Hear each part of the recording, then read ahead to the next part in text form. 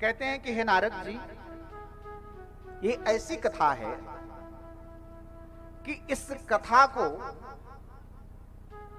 श्रवण करने वाला व्यक्ति जो पुण्यात्मा हो वो तो सहज रूप से मुक्त हो जाता है, लेकिन जिसने अपने जीवन में पाप कर्म के सिवा कुछ किया ही नहीं हो, पूरा जीवन उसने अपने पाप में बिता दिया हो,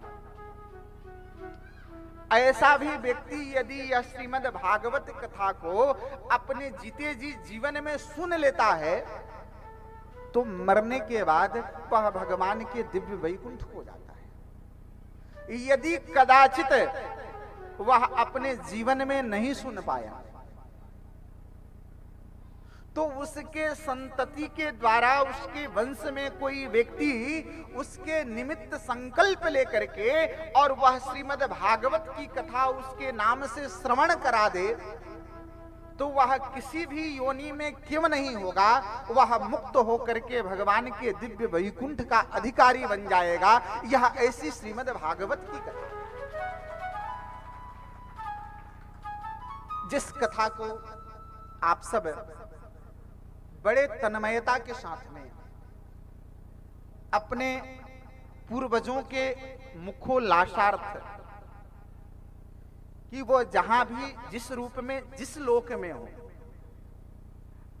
इस कथा के प्रभाव से वह भगवान के दिव्य वैकुंठ के अधिकारी बन जाएं, ऐसी आशा और विश्वास को लेकर के ये कथा हम सुन रहे हैं। यही बात सनकादिक कह रहे हैं कि ये ऐसी कथा है कि जिसने जीते जी सुन लिया अपने जीवन में वो मुक्त तो होगा ही होगा, लेकिन जो मर गया और उसने नहीं सुना अपने जीवन में, उसके संतति में से कोई व्यक्ति यदि संकल्प करके भी कथा का जो है श्रवण करा दे तो वह मुक्त होकर भगवान के दिव्य धाम को चला जाता है।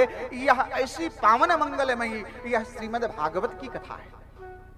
हे नारद जी, जो व्यक्ति अपने जीवन में पाप कर्म के सिवा कुछ किया ही नहीं हो, एक कथा वैसे प्राणियों को भी मुक्त कर देती है। नारद जी कहते हैं कि कोई प्रमाण आपके पास है? सनकादिक कहते हैं कि मैं आपको बताता हूं। मैं आपको एक बड़ा सुंदर उपाख्यान सुनाता हूं।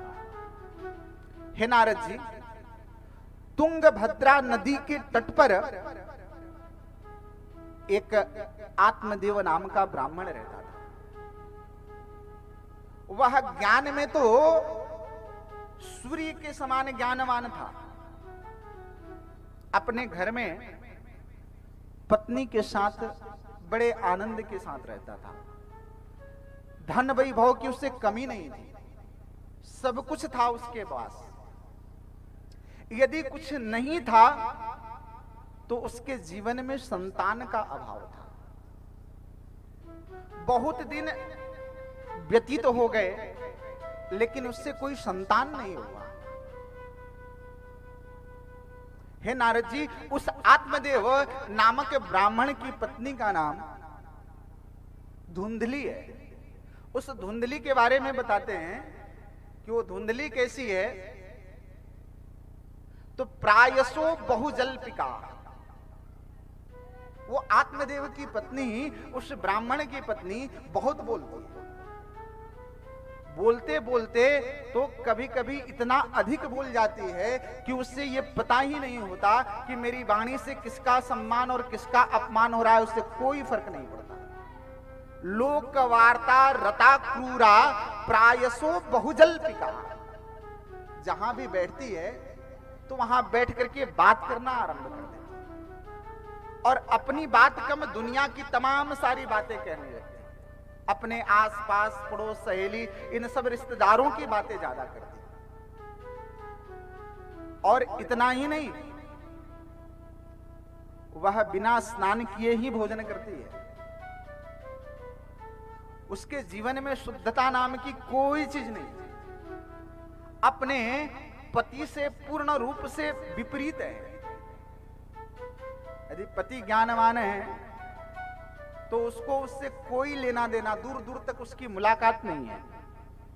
पति पढ़े लिखे हैं तो उस पत्नी को अक्षर से भेंट नहीं है।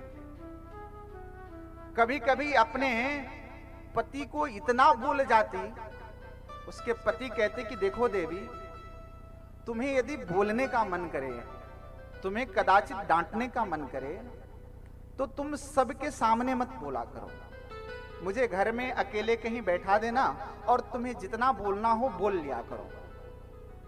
वो भी पत्नी उच्च कोटि की थी। उसने कहा कि देखो पतिदेव, आपको बता दूं कि बोलने का आनंद तो पब्लिक के बीच में ही आता है, अकेले बोल करके भी हम क्या करेंगे।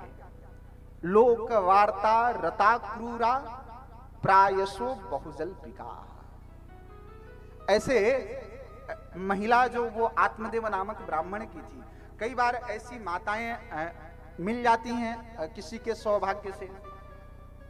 एक ऐसे ही ब्राह्मण देवता थे, उनकी श्रीमती जी जो है, जो वो बोलते थे उनके विपरीत काम करती थी। तो ब्राह्मण देवता के मन में यह विचार आया कि श्राद्ध पक्ष आ रहा है और अपने पूर्वजों के नाम से इस श्राद्ध पक्ष में हम कुछ ब्राह्मणों को जिमा देते, कुछ खिला देते। वो अपनी पत्नी को जो बात कहते वो ठीक उसके विपरीत करते। उन्होंने कहा खिलाना है तो मना कर दी, एकदम नहीं खिलाना है। ब्राह्मणों को बुलाना है, नहीं बुलाना है। ये बात समझ गए पंडित जी कि मैं जो कहता हूं मेरी श्रीमती जी एकदम इसके विपरीत बोलती है। समय आया और पंडित जी ने कहा देखो इस बार पितृपक्ष आया है और मैं चाहता हूं कि ब्राह्मणों को बुलाया नहीं जाए और उन्हें छोड़ो, वो सब कुछ भी नहीं खिलाना पिलाना है। पत्नी ने कहा ऐसा कैसे चलेगा, ब्राह्मणों को बुला करके उनको भोजन करा करके उनको दक्षिणा भी देना है। पतिदेव समझ गए कि वो इसका जो है सूत्र यह है इसको समझने का। ब्राह्मणों को खिलाई पिलाई, दक्षिणा भी दी, लेकिन इस विपरीत समझने से पतिदेव बड़े परेशान हो गए थे। मन में उन्होंने विचार किया कि हरिद्वार में कुंभ आ रहा है, मैं लेकर के वहीं इसको चला जाता हूं। वहां लेकर के गए, उन्हें पता था कि मैं जो बोलूंगा उसके ये उल्टा ही करेंगे। कहे देखो, गंगा में जब तुम स्नान करोगी ना तो जल बहुत तेज बहता है, तो वहां पर जो लोहे का जंजीर है तुम उसको पकड़ करके स्नान करना। उसने कही कि मैं आपके कहने से मानूंगी, मैं नहीं पकड़ूंगी। अब जैसे वो स्नान करने लगी तो गंगा के जल के प्रवाह से वो डूब गई और आगे चली गई। पंडित जी बड़ा प्रसन्न हुए, चलो अच्छा हुआ गई गंगा जी में। पंडित जी नारियल हाथ में लिए थे और गंगा मैया को चढ़ा ही तो रहे थे ऐसे। इतने ही देर में पत्नी आगे जाके दूसरी सिक्कड़ पकड़ ली और निकल के बाहर आई। पंडित जी नारियल उठा करके रख लिए, कहे कि अभी फोड़ना उचित नहीं है। पंडित उसने पूछी कि आप ये नारियल फोड़ रहे थे कौन सी खुशी में? कहे नहीं नहीं, मैं तो ऐसे ले रखा था। तुम कहां से आ गई? कहे कि आ गई तो तुम अच्छा की, मतलब। तो कई बार ऐसी माताओं से पतिदेव बड़ा अलग प्रकार से विचार करके सोच लेते हैं। उसी में से एक धुंधली थी। पति जो कहे वो बात मानना ही नहीं, चाहे वो कुछ भी कह ले। ब्राह्मण देवता एक दिन बड़ा दुखी हो गए, मन में विचार करने लगे कि मेरे घर पे सब कुछ है, धन वैभव सब कुछ है, लेकिन मैं करूं तो क्या करूं? संतान के बिना क्या कोई जीवन है? संसार के समस्त भौतिक संसाधन व्यर्थ हैं यदि कोई संतान न हो। संतान नहीं होने पर उस जीव की मुक्ति नहीं होती है। मेरी मुक्ति होगी या नहीं? एक दिन बड़ा दुखी होकर के आत्मदेव जो है घर का परित्याग करके जंगल में चले गए। जंगल में जाकर के बैठ करके यह विचार करके रोने लगे। सोचने लगे कि करूं तो मैं क्या करूं। जंगल में ही उन्हें प्यास लगी और प्यास पीने के लिए उस जंगल में ही एक तालाब था। तालाब के पास ब्राह्मण आए। संयोग से वहां एक महात्मा से मुलाकात हो गई उनकी। महात्मा से मुलाकात हुई, ब्राह्मण देखते हुए महात्मा के चरण पकड़ लिए, कहे कि हे महात्मा, मैं जानता हूं आपकी तपस्या को, मैं जानता हूं आपकी कृपा को। आप जिसके ऊपर हाथ रख देते हैं ना, उसके सारे मनोरथ पूर्ण हो जाता है। मैं आज आपके चरणों में गिरा हूं, मैं आज आपके चरणों को पकड़ लिया हूं, और मुझे पता है कि आप मुझे भी, मेरी समस्या से आप मुझे मुक्त कर दोगे। ब्राह्मण बहुत जोर जोर से रोने लगा। सन्यासी ने कहा कि अरे ये तो बताओ, कारण क्या है? तुम इतना जोर जोर से रो रहे हो, तुम्हारी समस्या क्या है? मुझे समस्या तो पता चले। ब्राह्मण ने कहा कि महात्मन, मैं बहुत दुखी हूं। देखो, मेरे जीवन में आज तक कोई संतान ही नहीं हुआ। इतना तो संतान तो छोड़ दो, मैं कोई पेड़ लगाता हूं तो उस पेड़ से कोई फल भी नहीं आता। मैंने गौ भी पाले, लेकिन उसने भी आज तक किसी बच्चे को जन्म नहीं दिया। पता नहीं मेरे जीवन का कौन सा ऐसा पाप है जो मेरा पीछा नहीं छोड़ रहा है। हे महात्मन, मैं आपसे क्या बताऊं अपने मन की व्यथा। मैं इस जंगल में एकांत में बैठ करके मैं यही सोच रहा था कि मैं यहीं पर अपना प्राणांत कर लूंगा, लेकिन मैं आपको देखा तो मेरे मन में एक उम्मीद जग गई, एक आशा की किरण जग गई। मुझे पता है कि आपकी कृपा को विधाता भी नहीं टाल सकता। यदि आपका आशीर्वाद मुझे मिल जाएगा तो मुझे पूर्ण विश्वास है कि मेरे जीवन के सारे पाप ताप सब कट जाएंगे।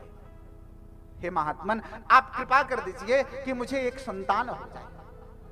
महात्मा देखते हैं उस ब्राह्मण के मुखमंडल पर, और उस मुखमंडल को देख करके महात्मा ने उसके लालाट की रेखाओं को पढ़ लिया और कहा, ब्राह्मण, तुम इस जन्म में संतान की कामना करते हो। सप्त जन्मावधि तव पुत्रो नैवच नैवच। इस जन्म को तो छोड़ दो, 7 जन्मों तक तुम्हें कोई संतान तुम्हारे भाग्य में नहीं लिखा हुआ है। इतना सुनते ही वो ब्राह्मण मूर्छित होकर के गिर पड़ा और उस महात्मा के चरण को पकड़ करके अपना सर पटकने लगा। कहा, महात्मन, मैं तो सिर्फ इतना जानता था कि मुझे इस जन्म में कष्ट है, मुझे इस जन्म में दुख है, लेकिन आज आपने मेरे दुख को 7 गुना बढ़ा दिया। मुझे 7 जन्मों तक मुझे कोई संतान नहीं है। इस दुख के कारण मैं आपके चरणों में अपना प्राणांत करूं, और मेरे मरने का जो पाप है ना, वो आपको लगेगा, क्योंकि मेरे कष्ट को आपने 7 गुना बढ़ा दिया है। हे महात्मन, आप मेरे ऊपर कृपा कर दीजिए, वरना मैं तो प्राणांत कर लूंगा अपना। हे महात्मन, विधाता के लिखे हुए लेख को यदि मिटाने में कोई सामर्थ्य है तो वो आपके चरणों की कृपा है। आपके वचन को पूरा करने के लिए भगवान अपना वचन छोड़ देते हैं, इसलिए आप मुझे आशीर्वाद दे दो। मुझे पूर्ण विश्वास है कि आपके आशीर्वाद से मेरे घर में संतान आ जाएगा। महात्मा को देख करके दया आ गई। महात्मा अपनी झोली से एक फल को निकाल करके और उस ब्राह्मण के हाथ में दे दिया। बोले, ले जाओ और ले जाकर के अपने घर में अपनी श्रीमती जी को दे देना, और उससे कहना कि नहा धोआ करके और भगवान का पूजन करके और इस फल को खा ले। नित्य 9 महीने तक जो है बड़ी शुद्धता के साथ में रहेगी और भगवान का पूजन करेगी। ठाकुर जी ने चाहा, कृपा किया, तो तुम्हारे घर बहुत सुंदर संतान आएगा, तुम निश्चिंत हो जाओ।